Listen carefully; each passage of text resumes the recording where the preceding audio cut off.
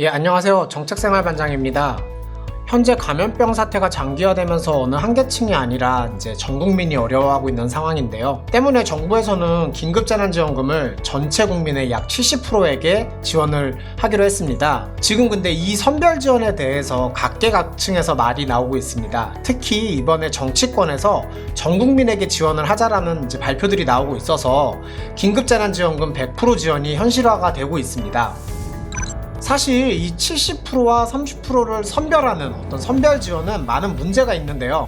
많은 분들이 아시다시피 정말 긴급하게 지원이 되어야 하는 상황에서 70%와 30%를 선별하는데 드는 시간과 행정비용이 너무 낭비가 심하다라는 문제가 있고요. 그 다음에 두 번째로는 이 소득 책정 기준의 형평성 문제가 좀 있어요. 건강보험료 납부액을 기준으로 이제 소득 책정을 하는데요. 이 건강보험료 소득 책정 시점을 보면은 100인 이상 회사에 다니시는 직장인 가입자 같은 경우에는 20년 3월까지 그러니까 올해 3월까지를 기준으로 합니다. 그래서 사실은 문제가 없습니다. 그런데 여기 대부분의 이제 사람들이 속해 있을 텐데 100인 미만의 회사에 다니시는 직장인 가입자 같은 경우에는 작년 소득을 기준으로 해요. 그리고 이게 가장 문제가 되는데 올해 이번 감염 사태에서 가장 직격으로 타격을 입은 자영업자가 속해 있는 지역가입자, 이 지역가입자 같은 경우에는 재작년 18년 소득을 기준으로 이 건강보험료를 책정을 합니다. 실제로 지금 굉장히 피해를 많이 입고 휘청이고 있는 상황인데 지원을 못 받게 되는 상황이 생길 수 있는 거예요. 이런 점에서 형평성에 좀 문제가 있을 수 있고, 두 번째로 직장인 가입자랑 지역 가입자의 어떤 보험료 산정 기준이 좀 다릅니다. 직장인 가입자 같은 경우에는 소득만 가지고 하는데 지역 가입자 같은 경우에는 소득과 재산을 모두 다 봐요. 그러다 보니까 이게 같은 선상에서 놓고 이렇게 지원을 하는 거는 형평성에 문제가 있지 않느냐라고 이제 말이 많이 나오고 있는 상황이고요. 그 다음으로 이제 소득 역전 현상이 발생할 수 있는데, 이게 뭐냐면은 두 가구가 있는데 10원 차이로 지원을 받을 수도 있고 못 받을 수도 있게 되는 거예요. 사실은 10원 차이로 지원을 받고 못 받고 되면은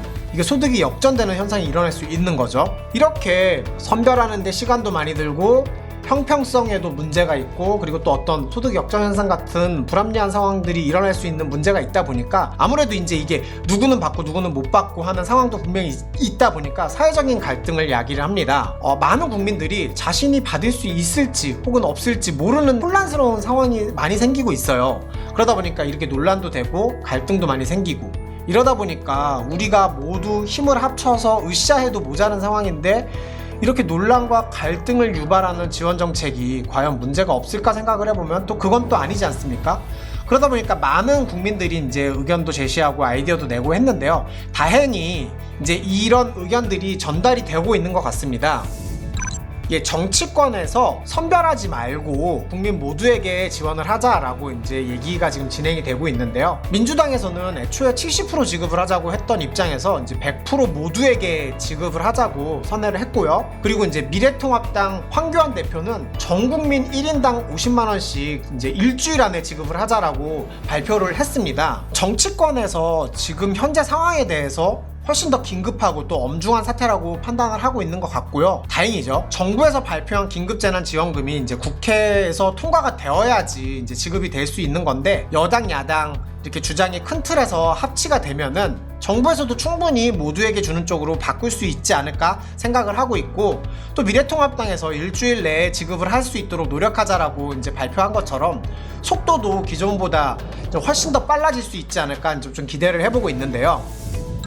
그러면은 가장 빠르게 지원이 된다고 했을 때 우리가 긴급재난지원금을 받게 되는 시점은 언제일까 예상을 해보면은, 민주당 이인영 원내대표가 황교안 대표 입장에 환영을 하면서 16일 바로 추경 처리하자라고 얘기를 했어요. 총선이 15일인데 총선 후에 16일 바로 추경 의결을 해서 이때 의결이 되면은 4월 20일경이면은 대충 21일인 다음 주 월요일인데 구체적인 신청 방법, 신청 기간, 그리고 지급 방법 등이 발표가 될 걸로 지금 보고요. 이렇게 이제 발표가 되면은 아마 4월 말에는 지급을 할 수 있을 걸로 보입니다. 다른 문제가 없다면은 4월 말까지는 지급이 될 수 있도록 노력을 하겠다라는 얘기도 있었고요.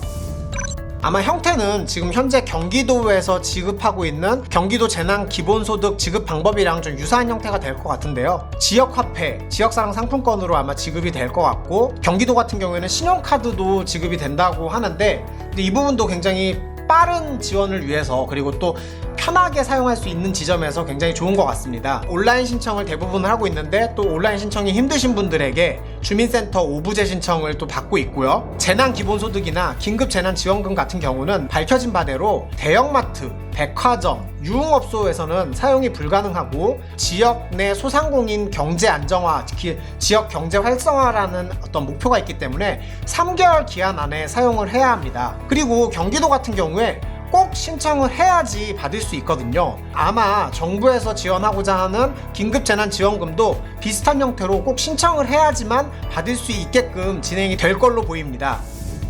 긴급재난지원금이 꼭 성공을 해야 되는데 이 성공을 위해서 정부에서 가장 신경을 써야 하는 점이 있다면 어떤 것이 있을까? 그리고 우리는 어떤 점을 신경을 쓰고 이 긴급재난지원금을 지원받아야 될까? 라는 생각을 좀 해봤는데요. 1차 소비 이후에 2차 소비로 그리고 3차 소비로 반드시 연결이 되어야 하는데요. 우리나라 GDP 대비 약 0.65% 정도 되는 이 지원금이 모두 소비가 되면은 이를 통해서 돈을 번 사람들이 얼마나 또 소비를 하느냐가 이 긴급재난지원금의 어떤 성공의 열쇠인데요. 이렇게 2차 소비, 3차 소비가 늘어나면 늘어날수록 그 효과가 배가 되거든요. 그래서 영세한 소상공인에게 먼저 이 지원금이 어떤 현금이 돌아야 하는 이유이기도 합니다. 왜냐면 영세 소상공인 같은 경우에는 돈이 없으니까 돈을 벌면 또 바로 소비를 해야 되고 돈을 벌면 또 바로 소비를 해야 되고 이렇게 순환이 빨리빨리 되거든요. 그리고 두 번째 같은 경우가 지역화폐, 지역사랑 상품권. 이 지역사랑 상품권이 제로페이로 이제 많이들 사용할 수가 있는데 경기도 같은 경우가 굉장히 잘하고 있다라고 보여지는데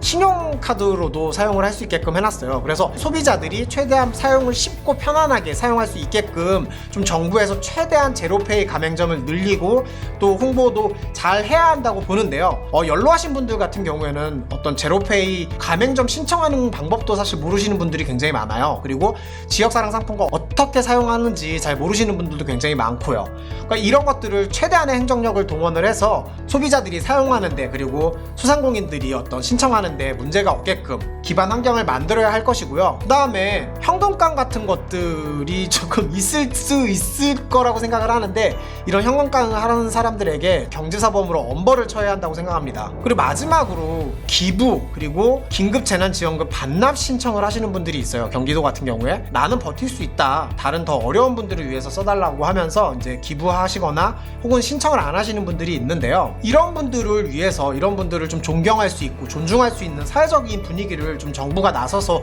조성을 해야 한다고 생각을 합니다. 우리나라 같은 경우 이번에 이제 감염병 방역 그리고 대응해서 전 세계적인 극찬을 받고 있는데 저도 대한민국의 국민으로서 정말 뿌듯함을 지금 감출 수가 없습니다. 지금 국뽕이 차오르는데 이제 여기에서만 끝날 것이 아니라 현재 오고 있는 전 세계적인 경제 위기도 우리가 IMF를 감동적으로 극복했듯이 우리가 서로 조금씩 보태고 더해서 감동적으로 이 상황을 이겨낼 수 있도록 그런 분위기를 정부에서 좀 만들어 주셨으면 하는 바람이 있고요. 또 우리 스스로도 국민 스스로도 주위 사람들 한 번 더 챙기면서 좀 이 상황을 같이 이겨낼 수 있었으면 좋겠습니다. Fingers down my side.